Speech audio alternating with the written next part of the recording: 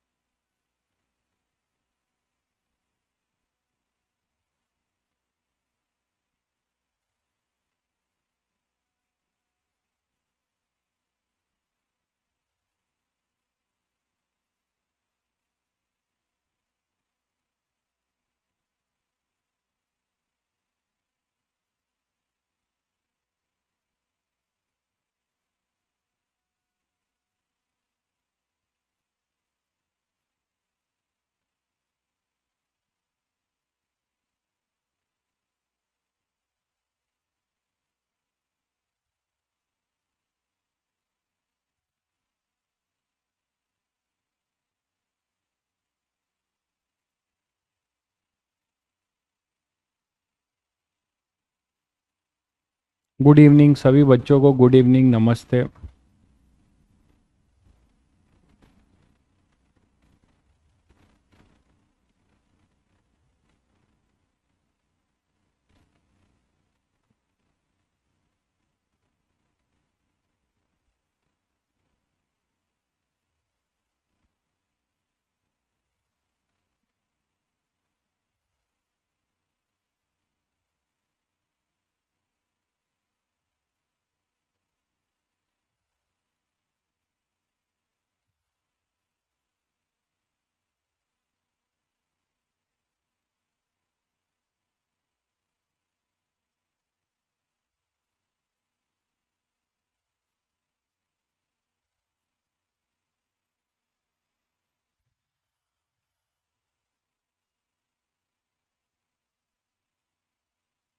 Question number 6 में क्या कह रहे हैं आप?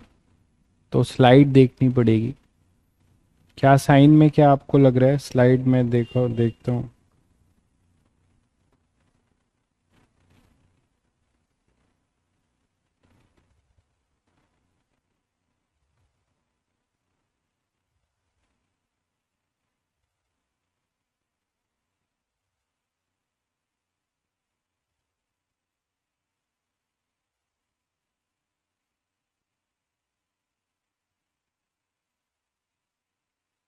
हाँ बताइए, क्वेश्चन नंबर 6 में क्या है?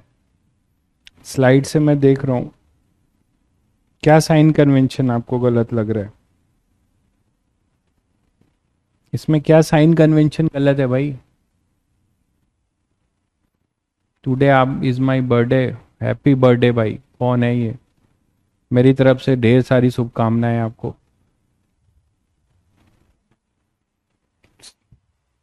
तो एक ऋषभ जी आपने कमेंट किया था, तो लास्ट में क्वेश्चन नंबर 6 जो हम लोगों ने किया था, मैं देख रहा हूँ स्लाइड।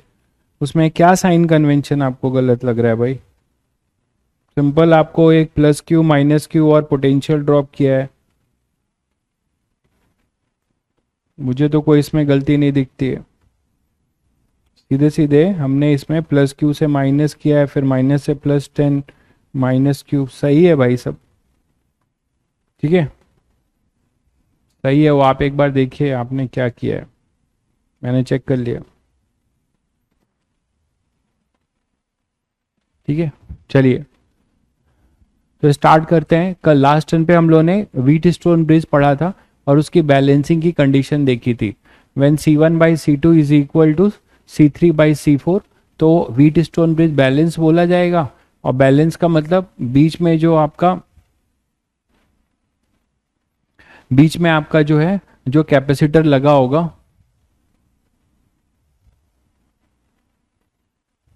डिस्कस करना है साइन कन्वेंशन। साइन कन्वेंशन तो एक ही चीज है यार।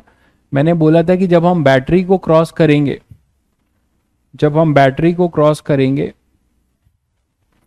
तो नेगेटिव से पॉजिटिव, एक ही चीज बताई थी मैंने। उसमें बोला था कि ये पोटेंशियल लोअर पोटेंशियल से हाईयर होगा, तो ये प्लस लिखा जाएगा अगर हम ऐसे मूव कर रहे हैं तो। अगर हम उल्टा मूव कर रहे हैं बैटरी में अगर हम उल्टा मूव कर रहे हैं, ऐसे मूव कर रहे हैं, मतलब पॉजिटिव से नेगेटिव, तो आपका क्या हो जाएगा, ये ई हायर से लोअर जा रहे हैं तो ई जो है आपका नेगेटिव लिखा जाएगा।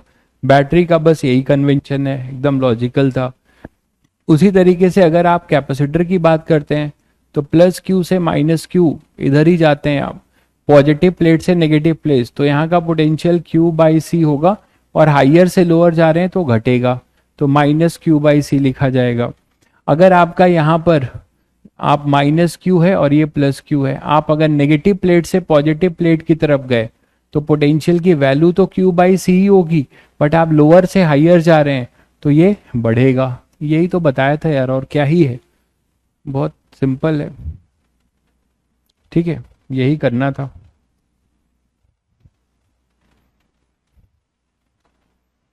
तो लास्ट टर्न पे हम लोगों ने बैलेंस व्हीटस्टोन ब्रिज की कंडीशन देखी थी। ठीक है, तो बैलेंस व्हीटस्टोन ब्रिज तुम्हें डायरेक्टली दिख जाएगा, इनडायरेक्टली भी दिख सकता है। जैसे एक सर्किट देखो, तो बैलेंस व्हीटस्टोन ब्रिज हम कर रहे थे, इसमें उसकी कंडीशन डिराइव कर ली थी। तो मैं कह रहा हूं कि आपको कहीं ना कहीं सर्किट में इनडायरेक्ट वे में भी बैलेंस व्हीटस्टोन ब्रिज दिखेगा और सर्किट सॉल्व होता हुआ तुम्हें दिखेगा। जैसे देखो ये है, ठीक है, इसमें हम क्या कर रहे हैं,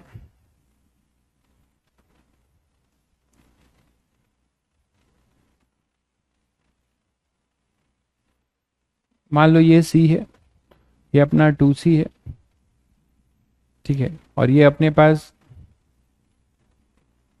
2C है, ये 4C है, और ये कुछ भी हो सकता है, ये C1 है। ठीक है, तो आपको अगर ये पूछ लिया जाए कि इसका ए और बी के अबाउट सी इक्विवेलेंट बता दो, find C equivalent, find C equivalent of the circuit about A B, तो आपको सी इक्विवेलेंट के अबाउट ए बी के अबाउट आप इस सर्किट का सी इक्विवेलेंट निकालना चाहते हो। ठीक है, तो C equivalent across A B आपको निकालना है। कैसे करेंगे, बिल्कुल व्हीट स्टोन भी चमक रहा है सभी बच्चों को। देखिए मैंने कहा हुआ है कि सी इक्विवेलेंट का मीनिंग क्या होता है कि आप एक हाइपोथेटिकल यहाँ बैटरी लगाइए अपनी मर्जी से, ठीक है ना, और इस पूरे सर्किट को यहां से गायब कर दीजिए, इस पूरे सर्किट को यहां से गायब कर दीजिए और इसके जगह पे सी इक्विवेलेंट आना चाहिए। तो ये आना चाहिए इधर सी इक्विवेलेंट, तो ये वही रोल प्ले करेगा जो इस पूरे सर्किट ने मिलके प्ले किया है। यही बार बार बताता हूं सी इक्विवेलेंट का मतलब, है ना। तो V इक्वल टू क्यू, ये सी इक्विवेलेंट का बेसिक मीनिंग है। लेकिन ये सर्किट अब यहां से सॉल्व होती हुई दिख रही है, कैसे, देखो अगर आप इसको C1 की तरह ट्रीट करो तो C1 बाई C2 और इधर C3 बाई C4, इसको आप अगर C1 की तरह ट्रीट करो, इसको C2 की तरह, इसको C3 की तरह और इसको C4 की तरह, तो ये बीच वाला जो आपको कैपेसिटर नजर आता है, ये बैलेंस व्हीट स्टोन ब्रिज की ही तो कंडीशन है। देखिए, है ना, C1 बाई C2, यहाँ C1 by C2 equal to C3 by C4, आ रहा है कि नहीं आ रहा है, बोलिए कैसे। C बाई 2C, इनकी वैल्यू कितनी है, 1/2, इनकी वैल्यू कितनी है, रेशियो 1/2। तो व्हीट स्टोन ब्रिज है वो भी बैलेंस कंडीशन में। ठीक है, तो आप इसको क्या कर सकते हैं, थोड़ा सा सिंप्लीफाई कर सकते हैं। जैसे ही उसको गायब करेंगे आपको सर्किट बहुत इजी नजर आएगा, ऐसा नजर आएगा।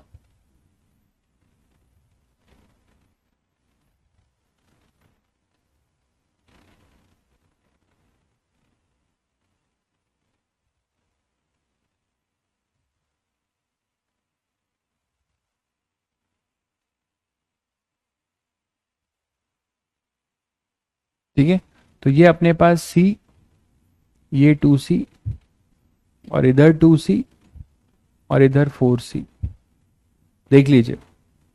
तो C और 2C सीरीज और 2C और 4C सीरीज दिख गया। तो आपको क्या मिलेगा, ये दोनों सीरीज में, ये दोनों सीरीज में फिर आपस में पैरेलल, तो C इक्विवेलेंट क्या हो जाएगा, C और 2C सीरीज में C into 2C upon C plus 2C, ये दोनों सीरीज हो गए, ये दोनों सीरीज हो गए, और ये दोनों सीरीज हो गए। ठीक है, तो यहाँ पे फिर से क्या लिख सकते हो, और फिर ये आपस में पैरेलल, तो पैरेलल में इनके इक्विवेलेंट जो भी आ रहे हैं उनको ऐड कर दीजिए। तो प्लस क्या लिखेंगे, 2c into 4c, C1 C2 upon C1 + C2, तो 2c + 4c, यही तो लिखेंगे।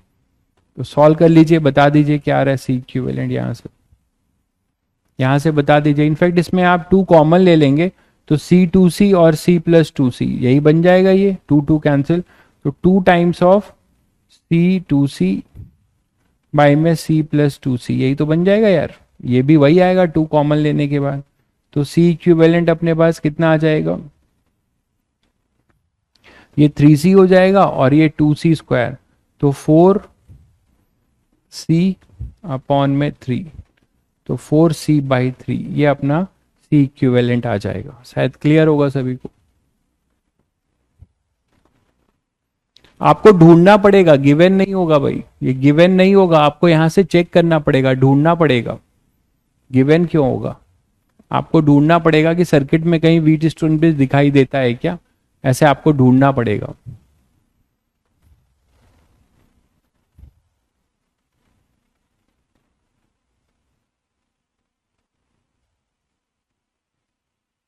क्लियर है सभी को, ये क्लियर हुआ सभी को। 2 आएगा,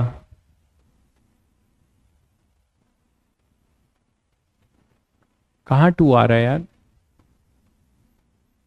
ये सीरीज और ये सीरीज दोनों को ऐड करोगे तो ये दिस प्लस दिस, और ये इसकी वैल्यू इसी के बराबर ही है ना। 2 कॉमन लेके देख लो, यहाँ पे C और 2c, और यहाँ पे अपने पास C + 2c, तो 2 कैंसिल हो गया, तो ये ट्वाइस कर दिया, ठीक तो है।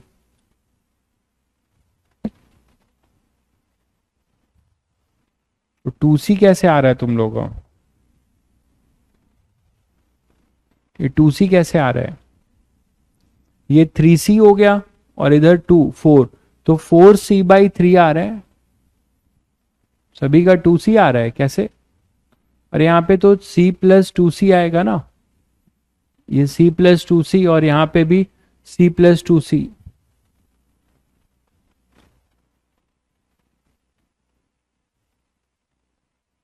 2c नहीं आएगा भाई, करेक्ट है वो, अरे करेक्ट है, आप लोग देखिए कुछ गड़बड़ कर रहे हैं, इनका सीरीज में करो, इनका सीरीज में दोनों को जोड़ दो, तो 2c कहाँ आएगा, 2c कैसे आएगा,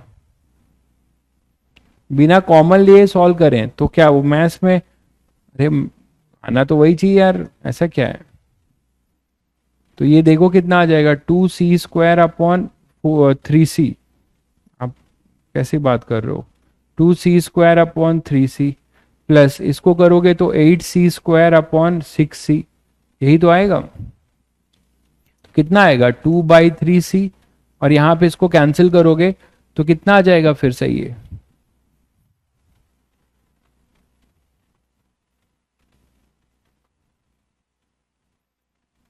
2 4 जाना, तो 4c/3,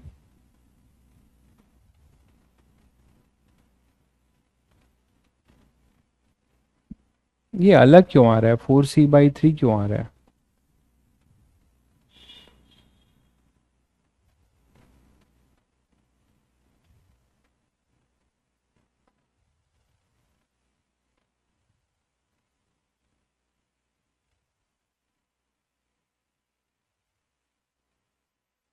तो ये 6, हाँ सही कह रहे हो, यहां से तो ये आ रहा है 6c/3 मतलब 2c, वहां ऐसा क्या गलती हो रहा था, ये तो जादू हो रहा है, वहां क्या गलती हो रहा था, वहां क्या गलती हो रहा था जो मैं कर रहा था, जरा बताओ। वहां से भी मैंने क्या किया था, इसको 2 कॉमन ले लिया था और नीचे से भी 2 कॉमन ले लिया था, तो अच्छा ठीक है, यहाँ 2 कॉमन लेंगे तो यहाँ 4 बच जाएगा, वो गलती कर रहा था मैं, 2 कॉमन लेंगे ना तो यहाँ 4 बचेगा, मैं यहाँ पे 2c लिख दे रहा था, ठीक ठीक, सही है आप लोग का, ठीक है, किसी भी मेथड से करो आएगा भाई, ठीक है आगे बढ़ते हैं। तो नेक्स्ट देखिए, इसी को अगर कभी कभी आपको एक्सटेंडेड व्हीट स्टोन ब्रिज के भी कॉन्सेप्ट हो सकते हैं। Extended wheat stone bridge, extended wheat stone bridge में आपको कैसा नेटवर्क दिखेगा? हॉरिजेंटल दो केस होंगे,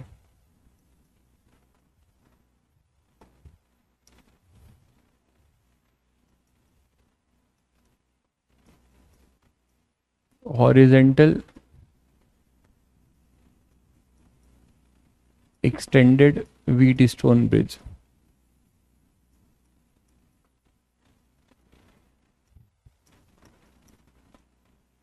ठीक है। Horizontal extended wheat stone bridge कैसा होगा देखो,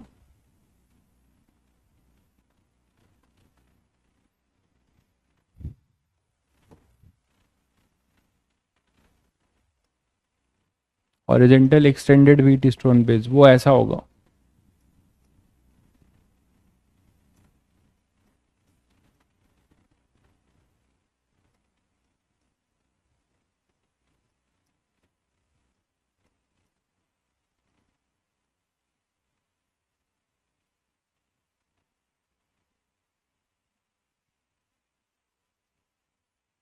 मान लो कोई ऐसा नेटवर्क है, ठीक है, और यहाँ पे ये दिया हुआ है C3C 2C 6C कुछ भी ऐसा हो सकता है। और जैसे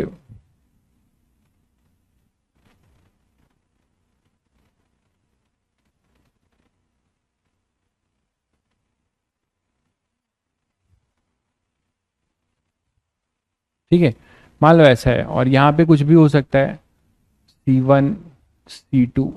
तो इस सर्किट को भी आप बहुत आसानी से सॉल्व कर सकते हैं, ठीक है। क्या हो जाएगा, यहाँ पे आप एक्सटेंडेड व्हीट स्टोन ब्रिज देख पा रहे हो। आप केवल अभी इसको देखो, इसे इसे और इसे, ठीक है। तो यहां पर आपको क्या दिखता है कि ये चीज आपकी यहां से उड़ने वाली है ना। अब फिर उसके बाद आप इसको एक सर्किट लेके देखो, इसको एक सर्किट लेके देखो। तो इसको जब आप सर्किट लेके देखोगे तो आपको क्या मिलेगा कि this upon this equal to this upon this, तो ये भी गायब हो जाएगा, तो ये भी गायब हो जाएगा। ऐसा समझ गए सब लोग? तो इसका मतलब ये सर्किट जो है एक्सटेंडेड व्हीट स्टोन ब्रिज है। एक व्हीट स्टोन ब्रिज यहां बनता हुआ नजर आता है और एक यहां नजर आता है, ऐसे कंटिन्यूटी में जा सकता है, ठीक है। बैलेंस नहीं है, 1/3 C1/C2 C3 यहां भी 1/3 का रेशियो है, यहां भी 1/3 का रेशियो है, और यहां भी 1/3 का ही रेशियो है, तो बैलेंस है भाई, ठीक है। तो ये बैलेंस है, ये यहां भी यहां भी आपके पास 1/3 का रेशियो, यहां भी 1/3, यहां भी 1/3, तो यहां से ये दोनों गायब कर सकते हो, ठीक है। बैलेंसिंग कंडीशन ही है। इसको जनरलाइज अगर आपको करना चाहो, मैं आपको जनरलाइज बता देता हूँ, वो ज़्यादा बेटर रहेगा। एज इफ जनरलाइज, ये तो क्वेश्चन था, आप जनरलाइज अगर एक इसका फॉर्म देखना चाहेंगे तो जनरलाइज आप ऐसे लिख सकते हो,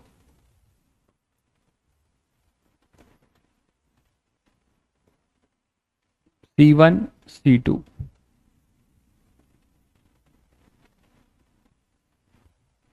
ये मान लीजिए C3 है, ये C4 है,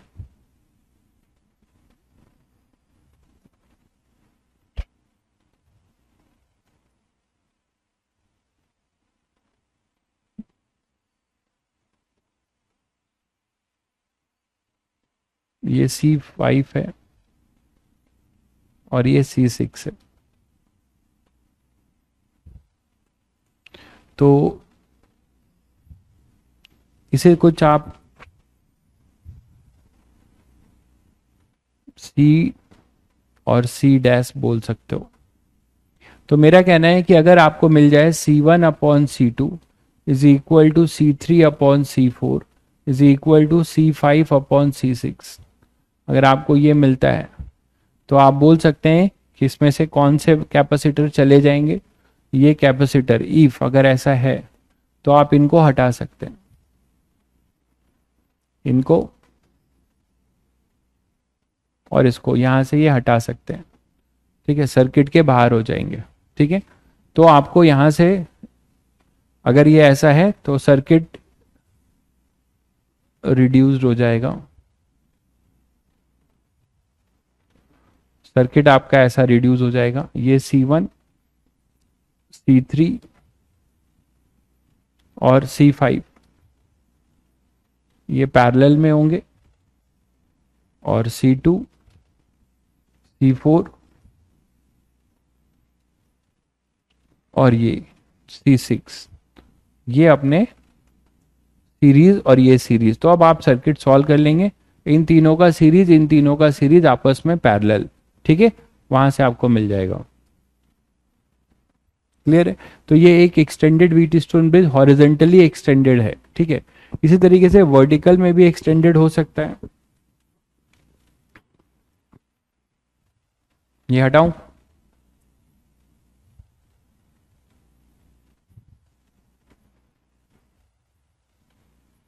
तो वर्टिकल एक्सटेंडेड कैसा हो सकता है, देखो।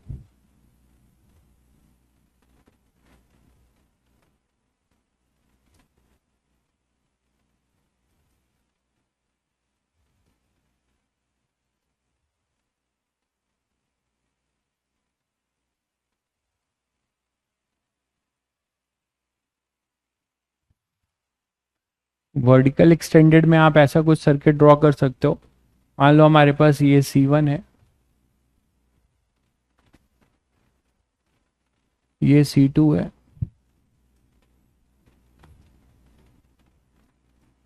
ये C3 है, ये C4 है। ठीक है, और ये C है। इसको और अगर एक्सटेंड करते हो, ये अपने पास C5 है, इधर ये C डैश है,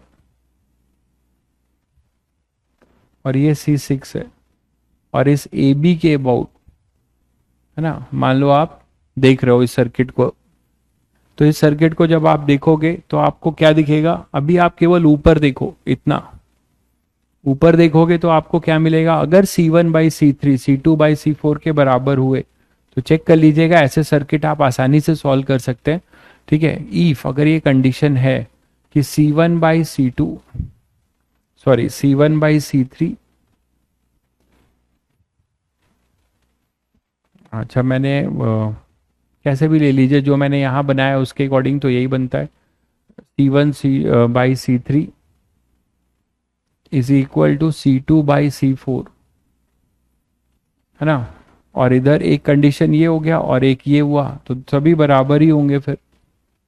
एक तो ऊपर वाले के लिए फॉर अपर पार्ट, तो इस केस में ये गायब हो जाएगा, ये नहीं रहेगा। और ये कब गायब होगा, इसके लिए, ये इसके लिए कंडीशन है। ठीक है, और इसके लिए कंडीशन क्या लिख सकते हो, C3/C5 इक्वल टू C4/C6। ठीक है, तो ये आपस में सब बराबर होंगे एक तरीके से, नहीं सब बराबर नहीं हो रहे हैं, इंडिविजुअली हो रहे हैं ना, ये दोनों बराबर हो, ये C4/C6 अगर C3/C5 के बराबर हो, C3/C5 इक्वल टू C4/C6। ठीक है, तो इसके लिए आप ये गायब कर दोगे तो आपका सर्किट रिड्यूस हो जाएगा। इफ तो सर्किट रिड्यूस्ड टू, कैसे रिड्यूस हो जाएगा, देखो सर्किट आपका ऐसे रिड्यूस हो जाएगा।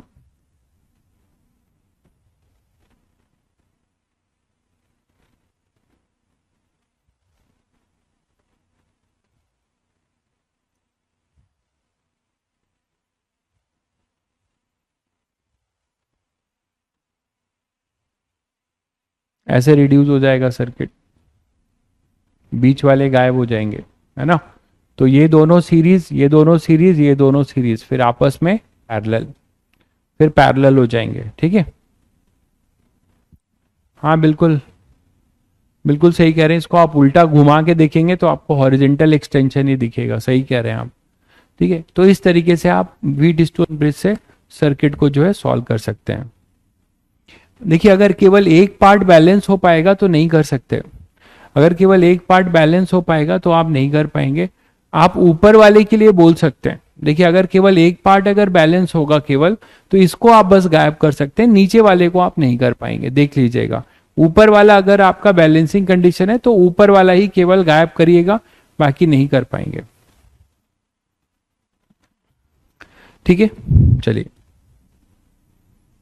तो इसी में कभी कभी क्या होता है कि एक कॉन्सेप्ट और सीखिए कि कैपेसिटर विद डायगोनल सिमेट्री,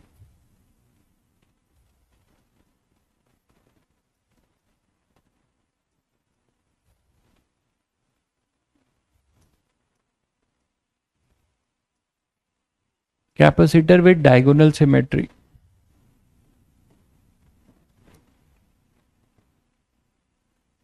अगर मान लीजिए सर्किट ऐसा है,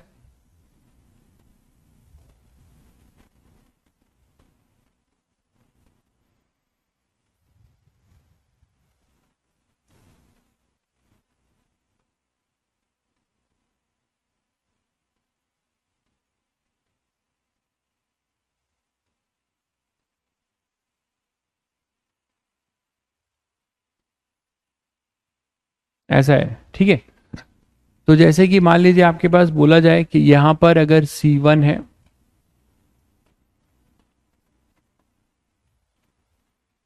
तो यहां पे C1 है, यहां C2 है तो इधर C2 है, और ये कोई C0 है, ठीक है। अगर ऐसा हो जाए, ठीक है, तो अब आप क्या कर सकते हो कि C1 C1 देख रहे हैं डायगोनली, C2 C2, अब यहां पे व्हीट स्टोन ब्रिज का कॉन्सेप्ट नहीं लग पाएगा, आप देख रहे हो ना, सर्किट को आप रिड्यूस नहीं कर पाओगे, ठीक है। क्यों? क्योंकि यहां पर C1/C2 है, इधर तो C2/C1 है। तो अब आप यहां पे नहीं बोल सकते कि ये wheat stone bridge balance condition में है, बैलेंस में नहीं है। तो ऐसे का हम सी इक्विवेलेंट भी निकालेंगे आगे, ठीक है। केवीएल किसे निकालना पड़ेगा इसका सी इक्विवेलेंट, लेकिन अभी मैं आपको ये सिखा रहा हूं एक समझदारी, कि आपको एक कॉन्सेप्ट दे रहा हूं कि ऐसे केस में जब चार्ज डिस्ट्रीब्यूशन करेंगे तो ये ध्यान रखिए, कैपेसिटर्स having diagonal symmetry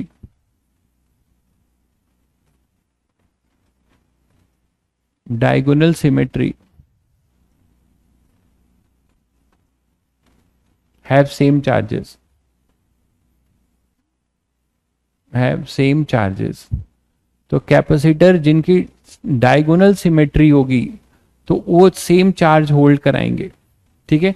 क्या मतलब है कि अगर मैं यहां से कोई चार्ज लेके आता हूं Q, देखो इधर, ठीक है, लेकिन ये आपको एज ए रूल याद रखना है, लेकिन इसको प्रूव कर देता हूं पहले मैं, मेरे बोलने से तो नहीं होगा, कि जो कैपेसिटर अपने पास ये C1 C1 है और इधर C2 C2 है, तो डायगोनल सिमेट्री है, इधर देख रहे हो। तो मैं ये कह रहा हूं कि कभी भी तुम्हें ऐसा सर्किट दिखे तो आप व्हीट स्टोन ब्रिज का कॉन्सेप्ट तो नहीं लगा सकते, बिल्कुल, लेकिन आप क्या कर सकते हो कि अगर डायगोनल सिमेट्री है तो आप जो डायगोनली सिमेट्रिकल चार्ज है उस पर चार्ज सेम दे सकते हो, ठीक है। उस पर चार्ज आप क्या कर सकते हो, सेम दे सकते हो।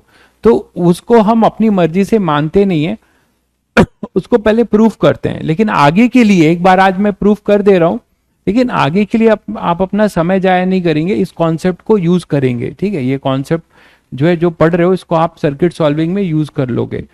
जैसे मैं अभी मान लेता हूं कि यहां Q1 गया तो यहां -Q1 होगा, यहां पे कुछ Q1 चला गया, यहां Q2 चला गया, तो यहां आ जाएगा +Q2 -Q2, ठीक।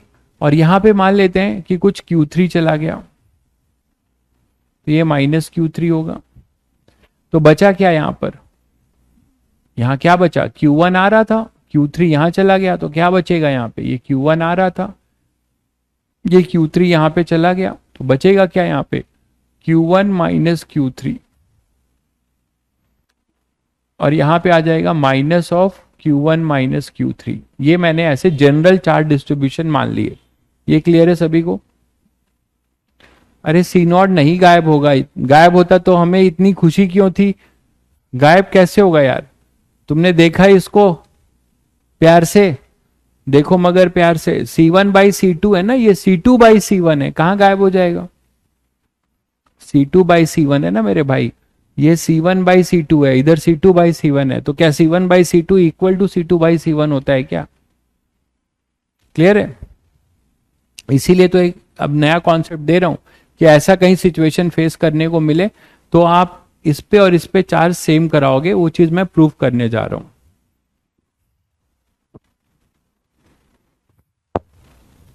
ठीक है, चलिए। तो इधर से Q3 आया, इधर से Q2 आया, तो ये दोनों मिलकर यहां पे क्या आ जाएगा?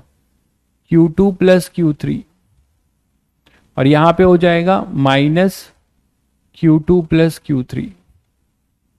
दिख गया सभी को? और फिर ये जब ऐड करोगे तो फिर यहां Q आ जाएगा।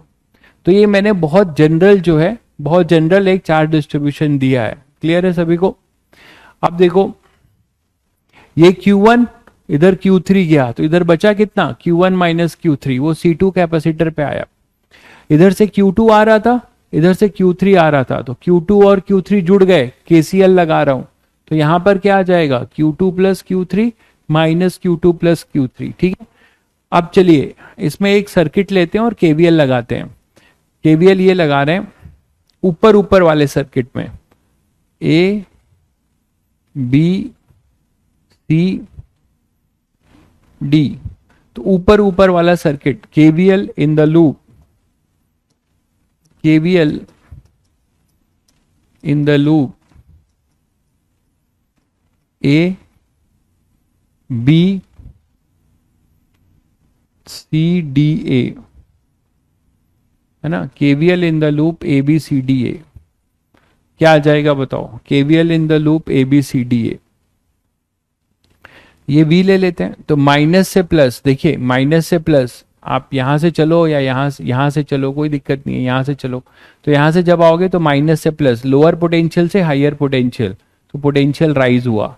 फिर यहां पर आए, बाहर बाहर से चल रहे हैं आप, बाहर वाले में दो ही कैपेसिटर मिलेंगे आपको, कौन कौन से? Q1/C1, पॉजिटिव से नेगेटिव, तो माइनस Q1/C1। दिख गया सभी को? उसके बाद यहां पर आए तो कितना है? Q1 माइनस Q3, तो क्या हो जाएगा? माइनस माइनस क्या हो जाएगा? Q1 minus Q3 by C2। KVL V वाला मत लो, V वाला मत लो, हमें तो ये चार्ज प्रूव करना है ना। ये लूप ले लो अंदर अंदर वाला, जिसमें बैटरी ना हो। तो नेमिंग कर देते हैं B C, ये C था,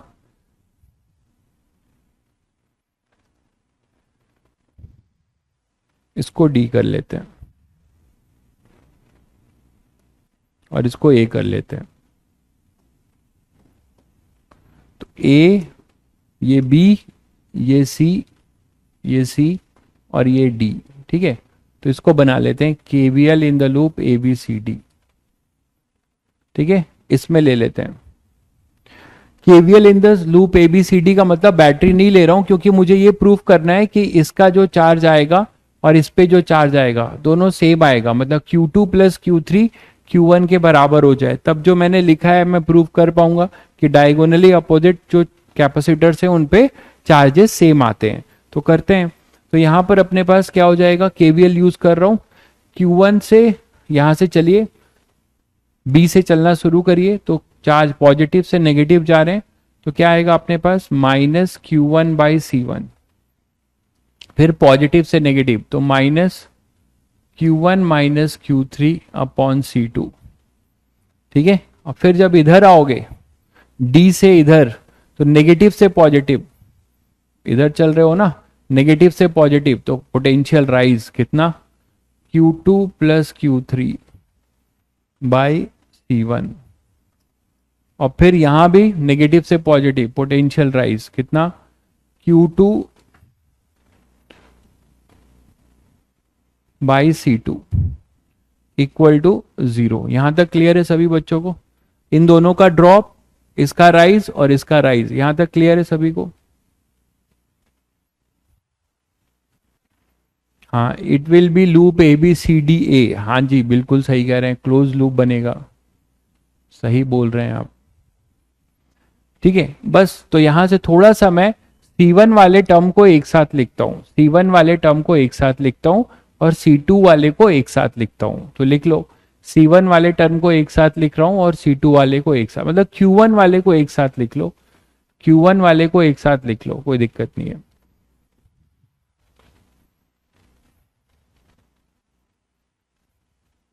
Q1 वाले को एक साथ लिख लो। Q2 हमें प्रूव करना है, Q2 प्लस Q3 Q1 के बराबर हो। देखिए इससे प्रूव कर पाएंगे?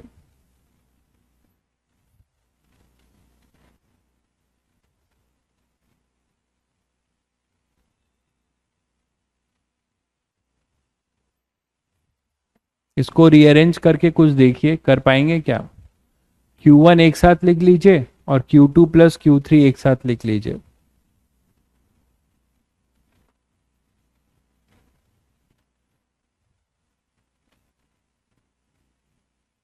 एक इक्वेशन लगता है और बनानी पड़ेगी क्या?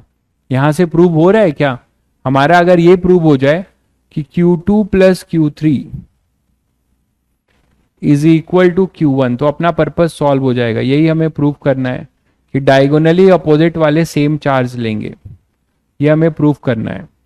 देखिए आप लोग थोड़ा सोचकर,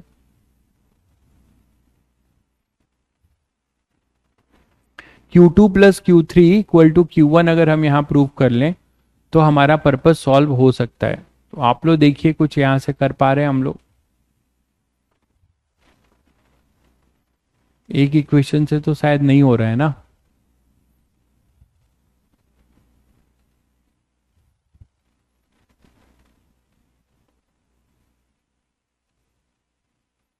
ओपन करके देखें तो -Q1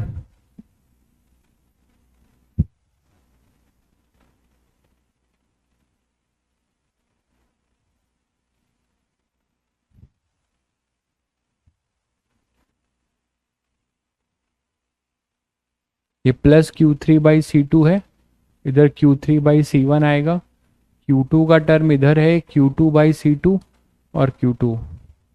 Q1 को एक साथ लीजिए और Q2 Q3 को एक साथ लीजिए। देखिए माइनस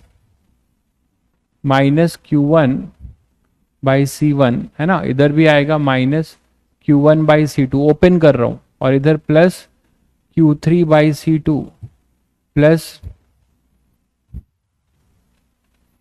Q2 बाई C2 और प्लस इधर आ जाएगा अपने पास Q2 plus Q3 by C1। ऐसे कर दिया, इसको ओपन कर दिया, तो इसको ओपन कर दिया और Q1 को एक साथ रख दिया। ठीक है, और यहां से एक टर्म Q3 बाई C2 आया और ये Q2 बाई C2 को एक साथ रख दिया, ये पहले से ऐसे ही थे। यहां तक क्लियर है सभी लोगों को? तो हो जाएगा ये। तो यहां से देखिए ये इसी इक्वेशन से प्रूव हो जा रहा है, इक्वल टू 0। उसको इधर ले जाइए तो क्या आएगा? Q1 1/C1 प्लस 1/C2, इसको इधर ले आया। ठीक है, और इक्वल टू Q2 प्लस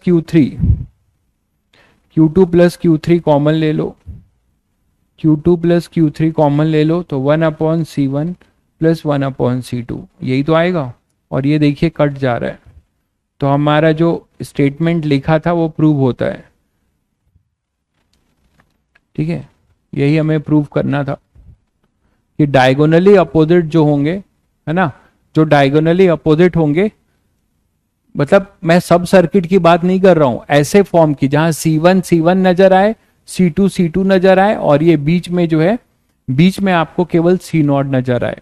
ठीक है, तो ऐसे केसेस में आप ये कॉन्सेप्ट यूज कर सकते हैं कि डायगोनली अपोजिट वाले के चार्ज क्या होंगे? सेम होंगे। डायगोनली अपोजिट वाले के चार्ज हमारे क्या हो जाएंगे? सेम होंगे। ये क्लियर है सभी बच्चों को?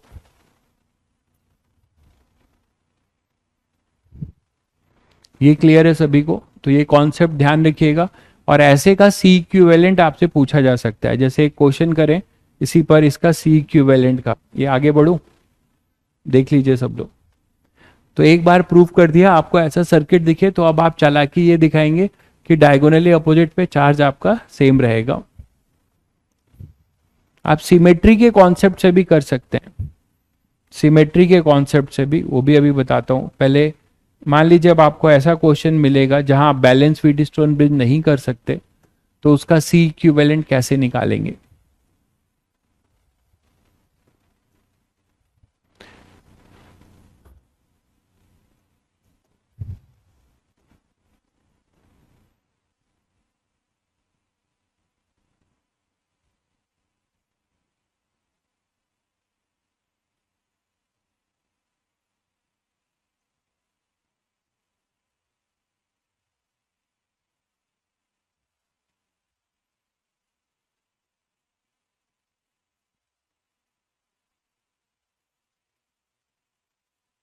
अभी इस सर्किट का हमें सी इक्विवेलेंट निकालना है। मान लो ऐसा पूछा जाए कि find C equivalent across A B के अक्रॉस इसका सी इक्विवेलेंट निकालना है। ठीक है, ए बी के across C equivalent across A B आपको निकालना है। तो अब यहां आपका कोई कॉन्सेप्ट काम नहीं आएगा, सीरीज, पैरेलल, व्हीटस्टोन ब्रिज, कुछ भी नहीं काम आ रहा है। देखिए, ना ही सीरीज में है, ना ही पैरेलल में है, ना ही बैलेंस व्हीटस्टोन ब्रिज है। तो कुछ कुछ ऐसे क्वेश्चंस आपको मिलेंगे जहां पर आपको बेसिक डेफिनेशन, सी इक्विवेलेंट की बेसिक डेफिनेशन से आपको इसको सॉल्व कर ले जाना होगा। सी इक्विवेलेंट की बेसिक डेफिनेशन क्या है? सी इक्विवेलेंट की बेसिक डेफिनेशन कई बार बताया हूं कि इसका मतलब क्या है कि आप यहां पे एक हाइपोथेटिकल बैटरी कनेक्ट करेंगे। मान लीजिए यहां कोई बैटरी लगी होगी V वोल्ट की, तो इसका यही तो मतलब है यार कि इसका इक्विवेलेंट सर्किट क्या होगा कि इन सबको हटाकर एक सिंगल हम सी इक्विवेलेंट मान लें और इसको इसी बैटरी से कनेक्ट करें, तो हमें वही चार्ज टोटल यहां पे मिले जो सबने मिलके इस बैटरी से ड्रॉ किया था, ये Q। ठीक है, तो आप यहां क्या बोलोगे? Q equal to C equivalent into V. तो आपको इसको हम कहते हैं केवीएल या केसीएल से, फंडामेंटल से सी इक्विवेलेंट निकालना किसी सर्किट का। अगर सीरीज, पैरेलल या आपका कोई जुगाड़ काम नहीं कर रहा हो, है ना। सिमेट्री का भी हम सिमेट्री के भी क्वेश्चन, सिमेट्री भी कॉन्सेप्ट पढ़ेंगे सर्किट को सॉल्व करने के लिए, सिमेट्री का क्या कॉन्सेप्ट होता है। तो अगर ये सारे जुगाड़ आपके फेल हो जा रहे हैं तो आपको फिर केवीएल या केवीएल केसीएल, मतलब दोनों, केवीएल से, किरचॉफ्स लॉ से आपको सी इक्विवेलेंट निकालना पड़ेगा और वो हो जाएगा Q equal to C equivalent into V. ठीक है, Q is equal to C equivalent into V. तो कुल मिला के आपको ये इस फॉर्म में सर्किट को सॉल्व करना है। मतलब आपको ये जो चार्ज है, this Q is something directly proportional to V का एक्सप्रेशन लाना होगा। ये जो प्रोपोर्शनलिटी कांस्टेंट होगी वही अपना क्या होगा? सी इक्विवेलेंट हो जाएगा। ठीक है, चलिए उसको आप कैसे करते हैं वो देखिए। उसके लिए आपको फंडामेंटल यही करना होगा, सर्किट की थ्योरी। आप मानिए कि यहां से Q गया, ये Q यहां गया, लेकिन अब आपका मैंने आधा जो है बर्डन कम कर दिया है, आपका मैंने आधा बर्डन कम कर दिया है। अभी हम लोगों ने एक रिजल्ट प्रूव किया कि the capacitors which are diagonally opposite, capacitors which are diagonally opposite, they have same charges. तो अब आपको थोड़ा टेंशन कम तो होगा ही कि मान लेंगे कि हम यहां पर एक चार्ज जो है यहां पर Q चला गया, सॉरी Q1 चला गया, तो यहां पे माइनस Q1 होगा, है ना। तो दूसरा, और यहां पे Q2 गया तो यहां माइनस Q2 होगा। लेकिन अगर यहां Q1 गया है तो यहां पे भी आपको क्या आएगा? अभी आपने रिजल्ट प्रूव किया, Q1 होगा। और यहां Q2 दिया है तो यहां पे क्या हो जाएगा? Q2 हो जाएगा, डायगोनली अपोजिट। तो कुछ तो राहत मिली आपको, नहीं तो कितने सारे अननोन मानने पड़ते, है ना। अब यहां से Q1 आया था, यहां से Q2 चला गया, तो यहां क्या बचेगा? Q1 माइनस Q2, एंड यहां पे भी बचेगा minus of Q1 minus Q2। बोलो, ये तो बचेगा। अब आपके पास कहानी ये है कि आपको इस फॉर्म में इस सर्किट को सॉल्व करके something Q, total charge Q, ये है टोटल चार्ज Q, तो total charge Q is equal to some constant into V का फॉर्म बनाना है, तो वो जो कांस्टेंट आएगा वही अपना इस सर्किट का C इक्विवेलेंट माना जाएगा। ठीक बात है। तो उसको करने के लिए हम कुछ ऐसा करेंगे कि एक सर्किट तो ऐसा बनाएंगे जिससे कि V अपीयर हो। मानते हो कि नहीं? नहीं तो V अपीयर नहीं होगा तो कंपेयर कैसे करोगे? तो ऐसे में एक लूप आप ऐसा जरूर चूज करना जिसमें कि बैटरी का V भी आए। ठीक है, तो एक लूप हम लोग चूज कर लेते हैं। मान लो ये A है, ये B है, ये C है, ये D है।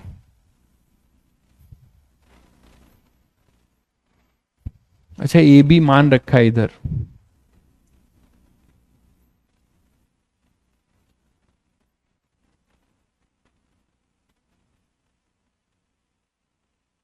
तो देखो इधर A B मान ही रखा है। ठीक है, तो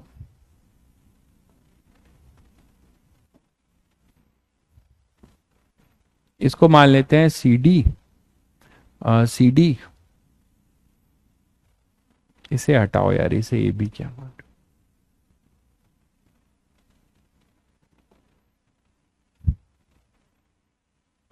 ये मान लेते हैं, ये बी, ये सी, ये डी और ये ई, ये एफ। तो एक हम बाहर बाहर का लूप लेते हैं जिसमें बैटरी का वी आ जाए। कौन सा? F E A B F. ठीक है, तो KVL in the loop A B F E A B F E A. ठीक है, ऐसा आपने मान लिया। इस लूप में आप केवीएल लगा रहे हो। ठीक है, तो क्या हो जाएगा, यहां से चलते हैं तो प्लस से माइनस क्या हो जाएगा? Minus Q1/2। देखिएगा, प्लस से माइनस तो माइनस Q1/2। ठीक है, और फिर यहां पे आगे बढ़े तो प्लस से माइनस तो माइनस Q2/1। ठीक है, और फिर आगे बढ़े माइनस से प्लस तो प्लस V इक्वल टू 0। तो एक हमें मिलता है V is equal to Q2 plus Q1/2। एक इक्वेशन ये मिलती है। ठीक है, अब दूसरी इक्वेशन यूज कर रहे हैं।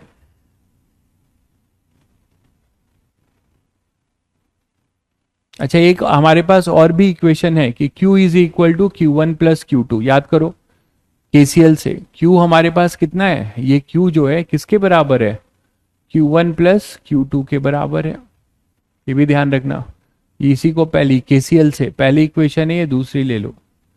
ठीक है, तो हमें Q भी अपीयर कराना है। ठीक है, केवीएल टफ नहीं है भाई। केवीएल बेसिक चीजें आपको कहीं ना कहीं केवीएल काम आ जाएगा। नोडल एनालिसिस तो नो डाउट आपको थोड़ा इजी लगेगा, बट केवीएल की भी अप्रोच जाननी जरूरी है। बिना केवीएल के दिक्कत होगी अगर आप ये नहीं जानोगे तो V इज इक्वल टू, थोड़ा लेंदी है, Q2 प्लस Q1/2 और ये अपने पास हो जाएगा V। ठीक है, इसका मैं जनरल फॉर्मूला भी आपको दे दूंगा, C1 C2, और इसके फॉर्म में आपको जनरल फॉर्मूला भी ऐसे ऐसे सर्किट का दे दूंगा, आप डायरेक्ट कर सकते हैं। तो Q2, लेकिन आप इसको करिएगा उसी के अकॉर्डिंग। अभी मैं नंबर न्यूमेरिकल वैल्यू लेके करा रहा हूँ। Q2 प्लस Q1/2 यहां से आप निकाल दिया। अब आपको देखिए कि यहाँ पे Q भी लाना है और V भी लाना है। ठीक है, तो हम चाहेंगे कि Q अपीयर हो, और एक आप कोई क्लोज लूप ले लीजिए, कोई भी। मान लीजिए आपने ये क्लोज लूप ले लिया, यहां PQ मान लीजिए, तो APQDA। ठीक है, कोई क्लोज लूप ले लीजिए। तो KVL in close loop APQDA, और ये सारी चीजें आपकी रेजिस्टेंस में काम आएगी, करंट इलेक्ट्रिसिटी में। तो दोनों चैप्टर एक तरीके से साथ साथ ही कवर हो रहे हैं। APQ, ये वाला पार्ट पूरा करंट इलेक्ट्रिसिटी में भी है। QDA इसमें मैं कह रहा हूं, इसमें अगर आप KVL लगाते हो तो क्या आएगा? Q1/2 माइनस Q1/2, है ना। इसमें अगर आप A से घूमते हो फिर से A के लिए, तो आप क्या बोल सकते हो? ये आएगा माइनस Q1/2 और फिर प्लस से माइनस, तो -Q-Q1 अपॉन में 3, है ना।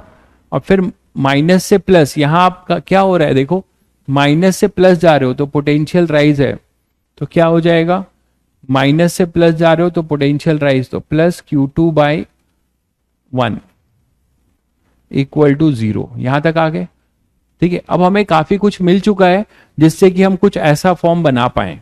उसके लिए हम क्या जुगाड़ करेंगे, देखिए हम Q को और Q1 को, Q1 और Q2 को कैपिटल Q के फॉर्म में यहां पे लाके पुट कर देंगे, तो समथिंग इधर Q और इधर V और कुछ कांस्टेंट आ जाएगा कि नहीं, आ जाएगा।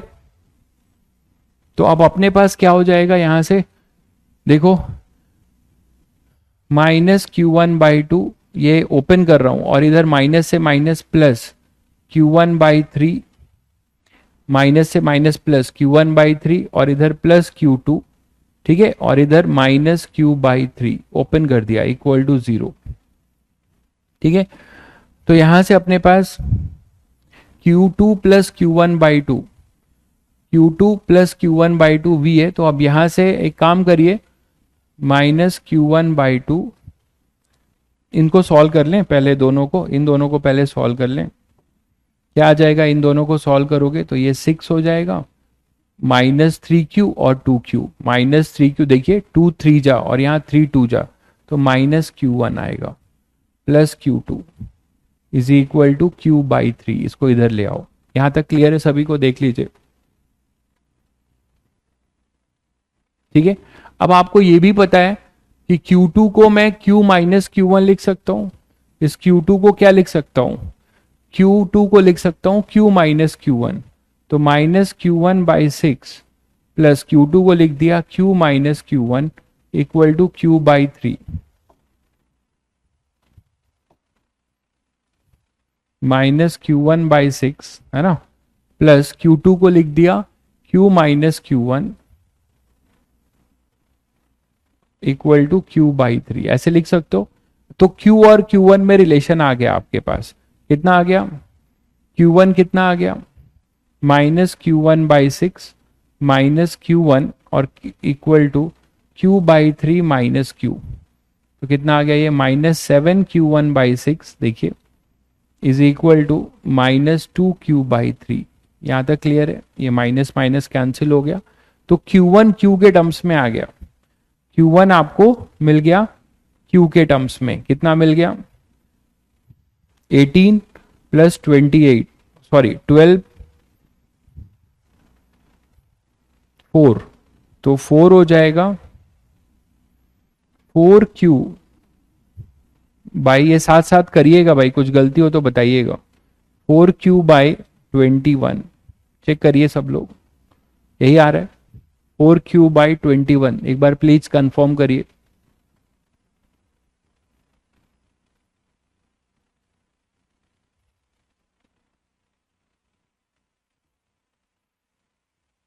Q1 -2Q/3 होगा, कुछ गड़बड़ हो गया है, क्या हो गया है, इसको ओपन किया था,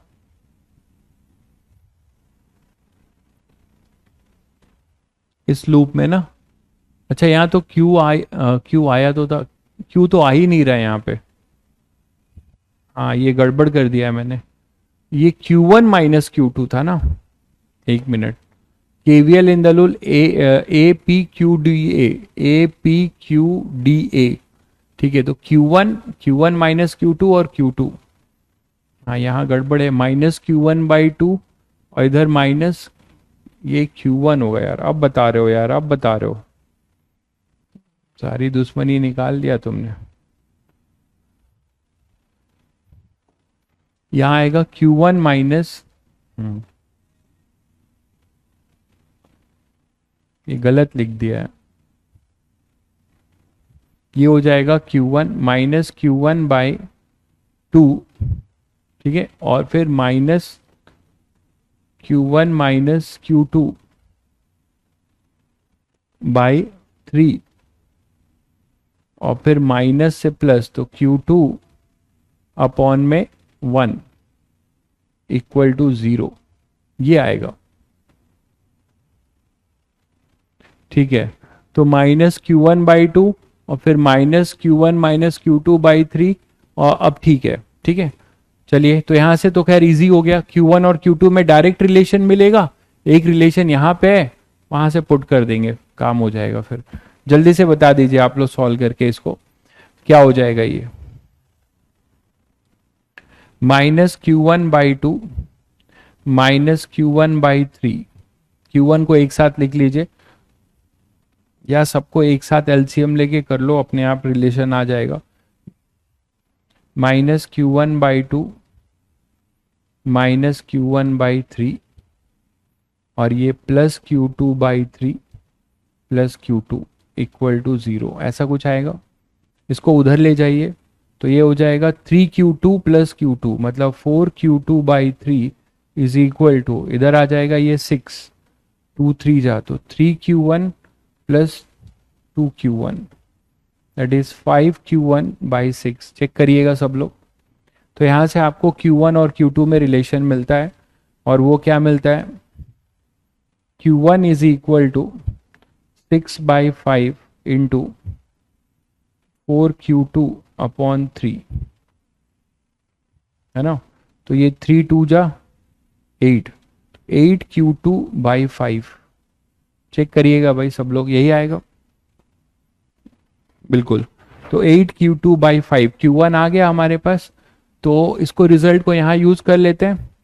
तो Q is equal to Q1 के जगह पे लिख सकते हैं 8Q2/5 प्लस Q2, तो Q आ जाएगा 13/5Q2, that is Q2 is equal to 5Q/13।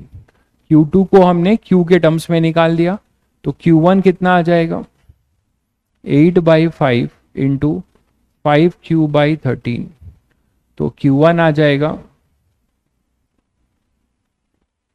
8Q/13, तो Q1 आ जाएगा 8Q/13 और Q2 आ जाएगा 5Q/13। ये क्लियर है सभी को। अब आप इसको यहां पुट कर दीजिए, फर्स्ट में put the value of Q1 and Q2 in first. तो आपको क्या करना है, V इक्वल टू Q2 कितना है, 5Q/13 plus 1/2 times of Q1, वो है 8Q/13, तो V आ जाएगा 5/13Q प्लस 4Q/13, तो फाइनली कितना मिला, 9Q/13। चेक करते रहिएगा भाई, कोई दिक्कत है तो बताइएगा। तो 13V/9 फाइनली अपना पर्पस सॉल्व हुआ, बट लिखने की जगह बिल्कुल नहीं। यहां तक देख लीजिए पहले सब लोग, हमारा पर्पस यही था कि हम यहाँ पे कहाँ गया, ये इस फॉर्म को ले आए, इस फॉर्म में लाने में हम सक्सेसफुल हो गए। सी इक्विवेलेंट इंटू वी, तो जो कांस्टेंट है उससे कंपेयर कर देंगे तो इस सर्किट का इक्विवेलेंट मिल जाएगा। ठीक है, तो फाइनली क्या आएगा देखिए, v इक्वल टू 9Q/13 आ रहा है। नेक्स्ट पेज पे ही चलते हैं। 9Q/13, ये पहले चेक करो सब लोग, सही है। तो यहां से Q इक्वल टू क्या लिख सकते हो, 13/9V, 13/9V। Now can we compare this result with Q equal to C equivalent into V। तो इस कांस्टेंट, जो भी कांस्टेंट है, ये क्या है इसके जगह पे 13/9, यही अपना माइक्रोफेरेड, यही अपना इस सर्किट का इक्विवेलेंट कैपेसिटेंस होगा भाई।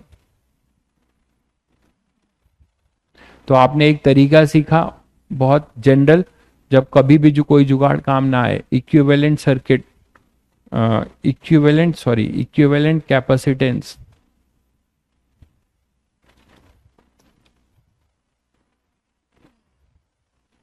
Equivalent capacitance of the circuit. तो इस सर्किट का इक्विवेलेंट कैपेसिटेंस आपने निकाल लिया। ठीक है, तो इस तरीके से आप ये कर सकते हो। आपका इसमें होमवर्क है, आपका इसका होमवर्क है कि आप एक जनरलाइज फॉर्मूला का निर्माण करोगे। आप इंजीनियर बनने जा रहे हो। C1 C2 मैंने तो वैल्यू लेके कराया है, अप्रोच सेम होगा। C2 C1 अगर आप ये कर लेते हैं तो आप एक ऐसे सर्किट का रेडीमेड फॉर्मूला बना लेंगे और तुरंत आप वैल्यू पुट करके सॉल्व कर लेंगे। तो होमवर्क है आपका कि आपको बताना है इसका अप्रोच यही होगा, थोड़ा मेहनत लगेगा आपको। Find C equivalent across AB, ये बताइएगा। इसका एक रेडीमेड फॉर्मूला यहां तो वैल्यू के साथ आ गया, वहां C1 C2 C3 C1 C2 और C2 C1 के साथ आएगा। इसको C3 ले लीजिए। ठीक है, तो आप इन फॉर्म्स में आप ये करिएगा। चार्ज डिस्ट्रीब्यूशन वही होगा, यहाँ Q तो यहाँ भी Q, यहाँ Q डैश तो यहाँ Q डैश। और ट्राई करिएगा कि सर्किट को सॉल्व करके जैसे अभी हम लोगों ने किया कि something Q equal to some constant into V लेके आए, और उस कांस्टेंट को जब आप कंपेयर करोगे तो उसका हमें क्या मिल जाएगा, C इक्विवेलेंट। ये आपका होमवर्क है। 21Q/13 आ रहा है क्या? सबके अलग आ रहे हैं।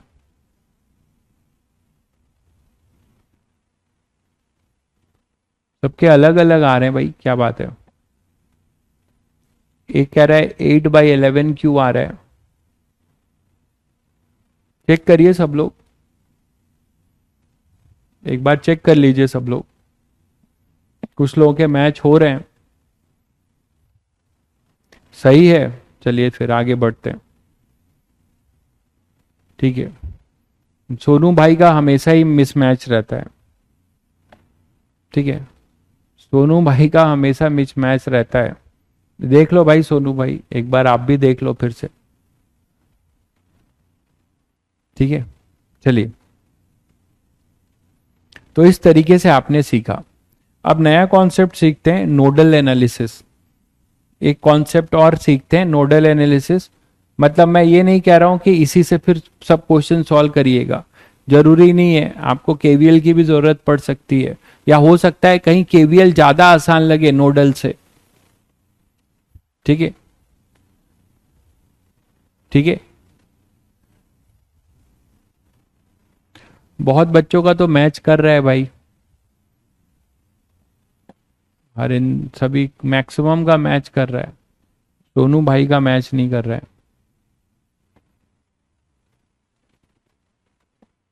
तो in the circuit Son in the figure determine the charge on each capacitor. पहले नोडल मेथड का अप्रोच सुनिए।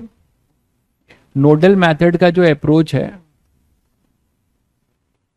वो ये है कि हम क्या करेंगे। पहले मैं यहां स्टेप्स लिख दूं। एज्यूम, पहला स्टेप है एनी नोड और junction as reference potential that is 0। दूसरा है write the potential across the capacitors with respect to reference node, reference zero potential. जो भी आपने जीरो पोटेंशियल माना है उसके रिस्पेक्ट में बाकी जो सर्किट में कैपेसिटर हैं उसके पोटेंशियल लिखिए। उसके बाद apply charge conservation, sorry apply KCL, Kirchhoff's current law. जो बताया था, sum of incoming current equal to sum of outgoing current. तो अप्लाई केसीएल, ठीक है। तो ये अंग्रेजी लिखने से नहीं समझ में आएगा, करने से समझ में आएगा, ठीक है। तो अप्लाई केसीएल करते हैं। जैसे एक सर्किट आपके सामने नजर आता है, यहाँ 10 वोल्ट की बैटरी है, इधर 200, ये पहली बात तो 200 नहीं है, ये 20 वोल्ट है, ज़्यादा ही हो रहा है, ठीक है, 20 वोल्ट। तो और 2 माइक्रोफेरेड, 4 माइक्रोफेरेड और 2 माइक्रोफेरेड, ठीक है। और हमें क्या करना है, सभी में चार्ज निकालना है। तो एक मेथड तो आपके पास है, हालांकि यहां पर कोई भी सीरीज पैरेलल कॉम्बिनेशन डायरेक्ट नहीं दिखता, ठीक है। कोई भी सीरीज पैरेलल कॉम्बिनेशन देखिए, 4 2 और ये 2 ना ही सीरीज में ना ही पैरेलल में। तो एक तो तरीका है कि किसी एक को रेफरेंस मान लो, जैसे 20 वोल्ट को रेफरेंस मानो, चार्ज डिस्ट्रीब्यूट करो, और जैसे आप करते हो लूप लेके, जो आप कर चुके हो। अब नोडल एनालिसिस में ये करने का है कि थोड़ा सा ये शॉर्ट हो जाएगा, वो ये करिए कि आप एक रेफरेंस पोटेंशियल मानिए, जीरो पोटेंशियल। अब वो आपके स्मार्टनेस पे डिपेंड करता है कि आप किस नोड को जीरो पोटेंशियल मान रहे हैं। आप ऐसी जगह मानिए जिससे कि आप इजिली उसके दूसरे पोटेंशियल लिख लें। जैसे कि मान लीजिए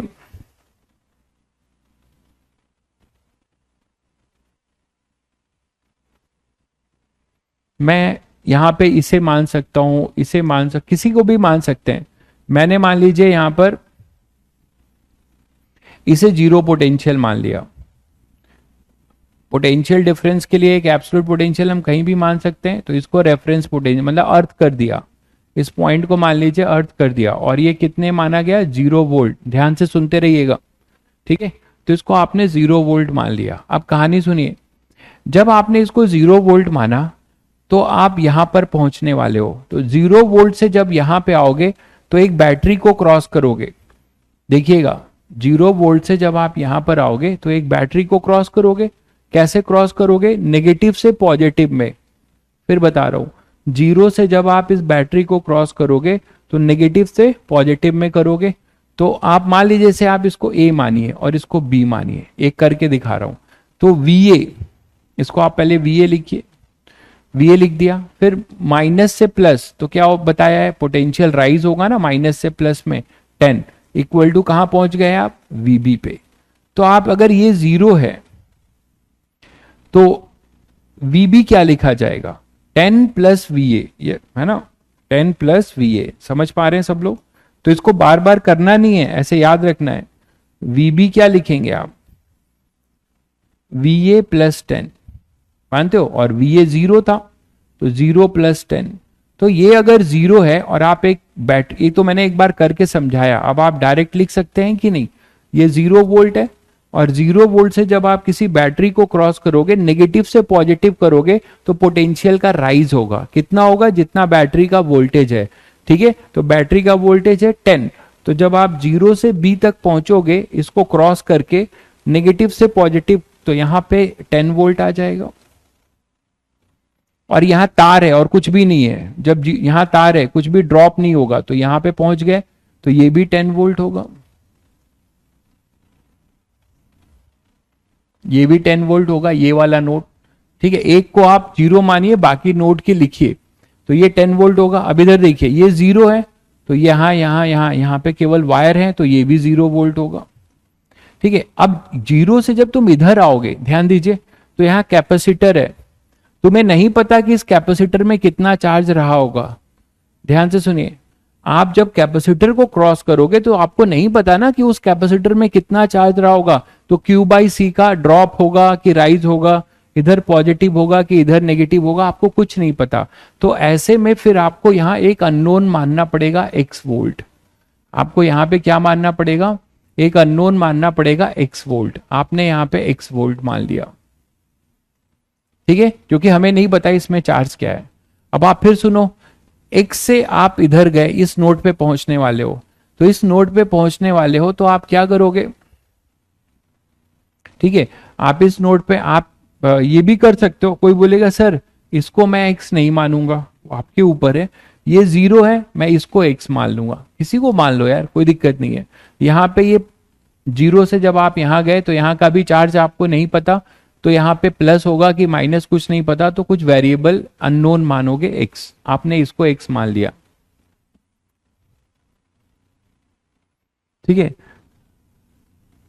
अब ये एक्स है, अब लेकिन यहां बैटरी है, तो आपने एक्स से जब आप इधर आओगे इस नोड पे, तो आप बैटरी को क्रॉस करोगे, इस बैटरी को क्रॉस करोगे नेगेटिव से पॉजिटिव, तो पोटेंशियल का राइज होगा। यहां एक्स था, अब इसमें +20 जुड़ जाएगा। बहुत सिंपल है, अगर आप एक्स से किसी और नोड पे जा रहे हो और बैटरी को क्रॉस कर रहे हो नेगेटिव से पॉजिटिव, तो उस एक्स में 20 जुड़ेगा।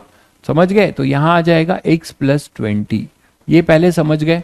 अगर ये उल्टा होता, ये पॉजिटिव होता, ये नेगेटिव होता, और यहां x होता, ये 20 होता, तो यहां पर क्या होता, हाइयर से लोअर, तो यहां ड्रॉप है, तो इस x में यहां जुड़ता x -20। पहले ये क्लियर है सभी को भाई? ये क्लियर है सभी को? ये क्लियर है सभी को? बोलो भाई, यहां पर क्लियर है सभी को? VB कैसे आया? VB देखो, ये 0 वोल्ट है, आपने रमाना है, this is our reference node. आप बोलोगे सर आप इसी को मान रहे हो, आप यहां मानो, यहां मानो, कहीं मानो, लेकिन हम ऐसी जगह मानेंगे जिससे बाकी का आसानी से लिख लें। वो जब क्वेश्चन करोगे तो आइडिया लगेगा। रेफरेंस नोड, तो ये 0 था, तो मैं कह रहा हूं कि ये 0 से आपने नेगेटिव से पॉजिटिव को क्रॉस किया ना भाई, इसी तरीके से। तो ये तो मैंने केवीएल करके बताया है। 0 में कितना ऐड हो जाएगा, नेगेटिव से पॉजिटिव जा रहे हो, तो 0 में 10 ऐड हो जाएगा, तो 10 ही तो बचेगा, +10। एक्स आप कहीं भी ले सकते हैं भाई, यहां पे भी एक्स ले सकते हैं। अगर आप यहां एक्स लेते तो ये 20 था, तो एक्स देखिए, अगर आप इसको एक्स मानते तो यहां x -20 हो जाता। आप कहीं भी ले सकते हैं, बताया तो, उसके अकॉर्डिंग आप करेंगे। अब आपके पास इतनी चीजें आ गई, ठीक है।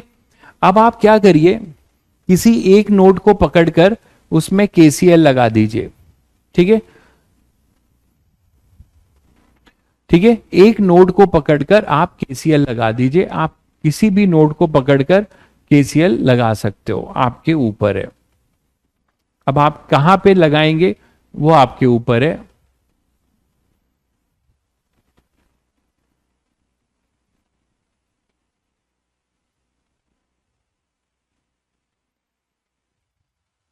ठीक है, चलिए फिर करते हैं। यहां पे अब कोई भी केसीएल, कोई एक जंक्शन पकड़िए और उसमें sum of incoming current equal to sum of outgoing current का कॉन्सेप्ट यूज कर दीजिए। तो कहां करना चाहेंगे?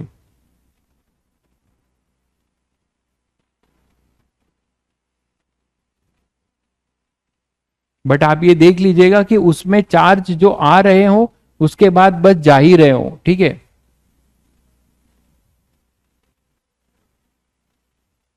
कहां पर 4x होगा यार?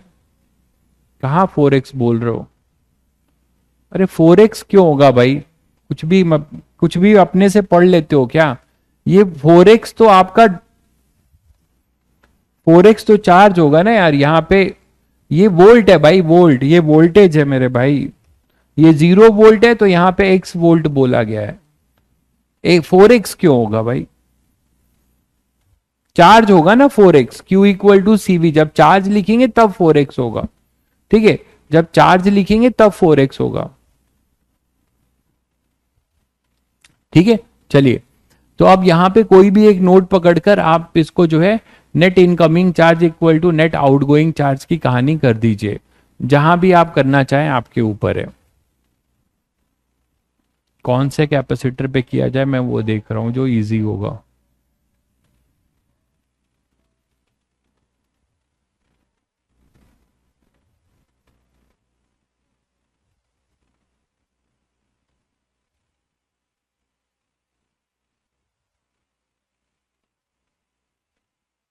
ठीक है, कहीं से करिए, कोई दिक्कत नहीं है। मैं मान लीजिए यहां से कर रहा हूं।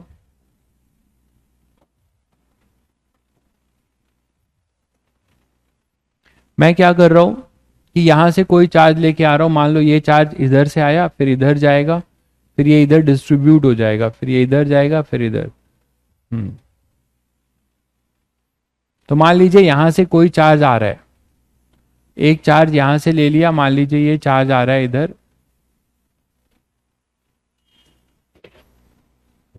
Q1, ठीक है, ये Q1 आ रहा है, तो ये ऑब्वियसली ये Q1 इधर जाएगा, ये Q1 आ गया यहां पर, इस नोड की बात कर रहा हूं। और एक चार्ज यहां से ले लिया Q2, इसमें Q2 आ रहा है, तो Q1 प्लस Q2 दोनों इस जंक्शन पे मिलेंगे X पे,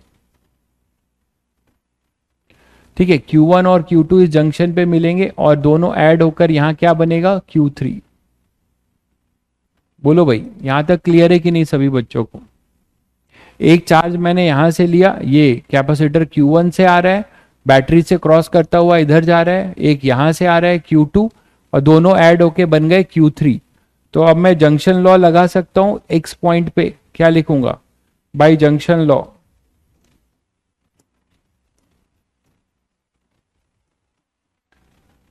इसको B मान लें, क्या B माना है, यहां पे इसको C मान लेते हैं, तो by junction law at C, तो C पे जंक्शन लॉ लगा दो, C पे जंक्शन लॉ लगाओ, क्या आएगा?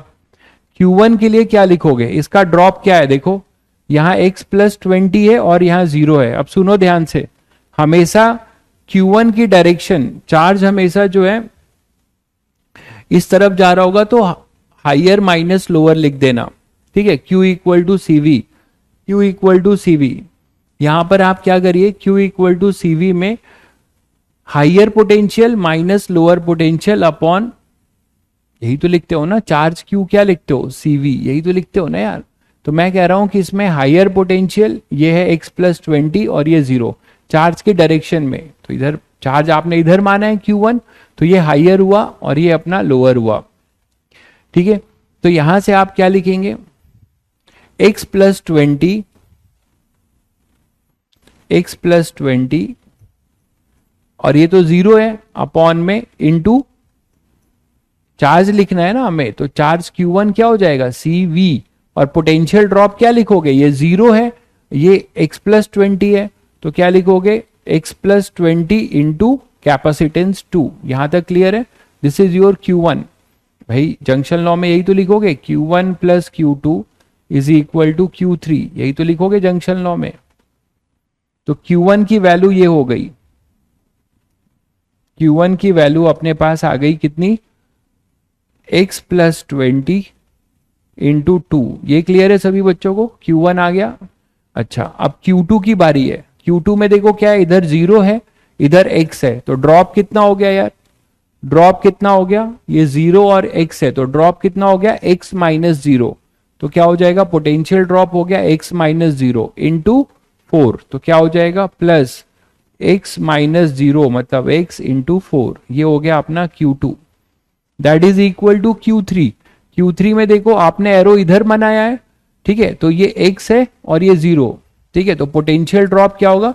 चार्ज हमेशा हाइयर से लोअर जा रहा है, हाइयर पोटेंशियल से लोअर फ्लो होगा, तो ये हाइयर पोटेंशियल है और ये अपना लोअर है, तो हाइयर माइनस लोअर कर दो, x माइनस 10, तो x माइनस 10 ये पोटेंशियल ड्रॉप हो गया इन दोनों पॉइंट के बीच का, जो Q3 फ्लो हो रहा है, जो Q3 फ्लो हो रहा है उसमें x माइनस 10 कर दिया, पोटेंशियल ड्रॉप मिल गया higher minus lower into C, Q equal to CV। तो पोटेंशियल ड्रॉप हुआ x माइनस 10 और ये हुआ 20। जिस डायरेक्शन में चार्ज फ्लो होगा ये हाइयर लेंगे, क्योंकि हाइयर से लोअर ही फ्लो होगा, पॉजिटिव चार्ज है, तो ये हाइयर होगा और ये लोअर। तो सीधे सीधे जिस डायरेक्शन में चार्ज जा रहा होगा उसको हाइयर और इधर लोअर, तो x माइनस 10। ये क्लियर है?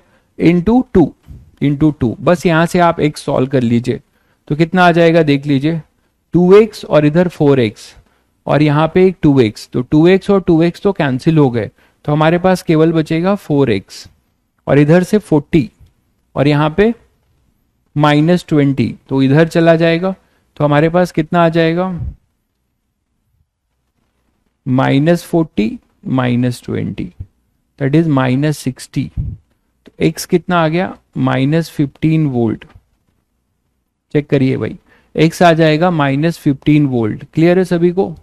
तो x अगर आपके पास माइनस, अपने आप हम लोगों ने अननोन माना था, देखिए अपने आप ये साइन के साथ आ रहा है, x अपना माइनस 15 वोल्ट है, तो एक बार x आ जाएगा तो क्या आप सभी कैपेसिटर पे चार्ज निकाल लोगे? एक बार x आ जाएगा तो सभी कैपेसिटर पे चार्ज निकाल लोगे?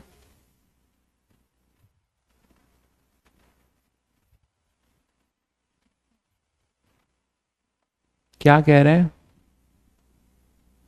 x+20 कैसे? ये जीरो है ना भाई, इस 2 माइक्रोफेरेड, ये जो चार्ज Q1 है वो इस 2 माइक्रोफेरेड कैपेसिटर के क्रॉस फ्लो कर रहा है, तो इसका पोटेंशियल, अच्छा हाँ ठीक है, सही कह रहे हो, ये 0 माइनस x-20 होगा, सॉरी, ये हाइयर माना जाएगा ना, सही है, ये जीरो जो है हाइयर माना जाएगा, सही कह रहे हैं, यहां गड़बड़ हो गया है, ये 0 वोल्ट है ना, तो हमेशा हाइयर से लोअर होगा, तो 0 माइनस x-20 मतलब यहां माइनस आएगा, ठीक है, तो ये हो जाएगा -2x, बिल्कुल सही कह रहे हैं, तो यहां पर हो जाएगा -2x -40 -40 plus 4x equal to 2x -20। अब सॉल्व कर लीजिए, तो इधर से इधर ले जाओ, तो इसको 4x लिख दो इक्वल टू, अच्छा तो x कैंसिल हो रहा है यार, ये कैसे हो रहा है, x कैंसिल हो रहा है, x 0 आ रहा है, ये कैसे हो रहा है, कुछ गड़बड़ हो रहा है, फिर x 0 आ रहा है, ये कैसे हो रहा है, कुछ गड़बड़ हो रहा है, देखो ध्यान से क्या गड़बड़ हो रहा है।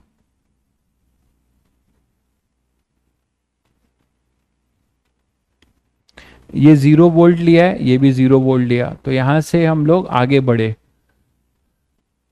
ये x माना था तो इधर आए तो x+20 हुआ, ये भी सही है, तो इसके लिए ड्रॉप हो गया 0 माइनस x+20, तो -x+20 इंटू 2, ये तो ठीक है Q1, ठीक है, -4x, और ये यहां पर क्या होगा, यहां भी गड़बड़ है ना, हाँ यहां भी गड़बड़ है ना, सही कह रहे हो, तो यहां भी 0 है और यहां x है, तो इधर जा रहा है, तो हाइयर ये हुआ, हाइयर माइनस लोअर, चार्ज की डायरेक्शन में चार्ज जहां से फ्लो होगा वो हाइयर होगा भाई, तो 0 माइनस क्या हो जाएगा x, तो ये हो जाएगा माइनस, ठीक है, माइनस ये हो जाएगा कितना 4x, ठीक है, ये भी माइनस होगा, अब कर लो, वो सही है ना, x ये तो सही है, x-10 ये ठीक है, चलो कर लो अब, तो -2x, ये -4x, और इधर -40 इक्वल टू 2x -20, तो ये 6x, और इधर आ जाएगा 8x, है ना, तो ये आ जाएगा -8x, ठीक है, और इधर ले जाओगे तो इक्वल टू 20, चेक कर लीजिए, 6 और 2 8, और इधर जाके 20, तो x आ जाएगा अपना -20/8, तो x आ जाएगा -5/2, दैट इज -2.5 वोल्ट। अब तो कर लोगे, ये सही है, तो यहां पर ये आ गया अपना -2.5 वोल्ट। अब सभी कैपेसिटर के क्रॉस का चार्ज आ जाएगा, ठीक है, ये यहां का डिफरेंस पता है, तो डिफरेंस आपको पता है, तो चार्ज तो लिख ही लोगे ना, ये यहां का चार्ज Q1, इस पे आपने Q3 माना है, इस पे Q2, तो सब पे अब चार्ज भी आ जाएगा।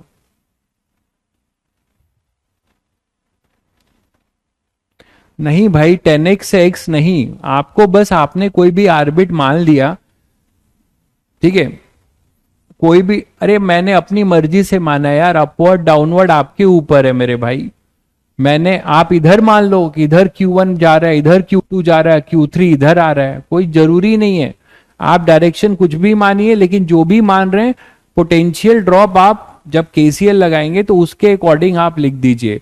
पोटेंशियल ड्रॉप कैसे लिखेंगे, जिधर चार्ज माने हो, जहां से चार्ज चला है तो वो हाइयर होगा, जहां पहुंच रहा है वो लोअर होगा, तो higher minus lower into capacitance, वो चार्ज हो जाएगा। आंसर अलग नहीं आएगा भाई, आप फिर से करिएगा आंसर, आप इसको x की जगह इसको x मान लीजिए, बिल्कुल आंसर अलग आए नहीं आएगा। आप उसी के अकॉर्डिंग चार्ज कर लीजिए, और चार्ज में भी कोई फिक्स रूल नहीं है। आप Q1 इधर कर रहे हो, आप इधर मान लो, इधर मान लो, हमें क्या पता कि सर्किट में एक्चुअली क्या फ्लो हो रहा होगा। गॉस लॉ लगा दो। डरा रहे हो क्या भाई? तो ऐसे डराओगे हमको? कहाँ गॉस लॉ लगा रहे हो यार? अच्छा, नेट चार्ज, गॉस लॉ मत बोलो उसको, आप ये बोलो कि चार्ज कंजर्वेशन, वो प्लेट पे सेम चीज है। ये देखो, ये देखो, ये अपने चीता लोग हैं, कहीं से आंसर इतना बड़ा चिपका दिए। जो अभी होमवर्क दिया था क्रिश बाबू, क्रिश बाबू बहुत बढ़िया, C1 plus C2 plus 2C3 upon C2 plus C3 C1। अरे पूरा सॉल्व नहीं किए हो, होमवर्क वाला क्वेश्चन अभी पूरा सॉल्व नहीं हुआ है, आपने थोड़ा टाइम लेके सॉल्व करिए, एक एक्सप्रेशन आता है। चलिए ठीक है, तो अभी नोडल पे और आपको प्रैक्टिस कराऊंगा, तो अभी आपको और क्लियर होगा। एक क्वेश्चन आपको कराए, थोड़ा बहुत आइडिया लगा होगा नोडल का भी आपको। ठीक है, चलिए फिर कल मिलते हैं फिर।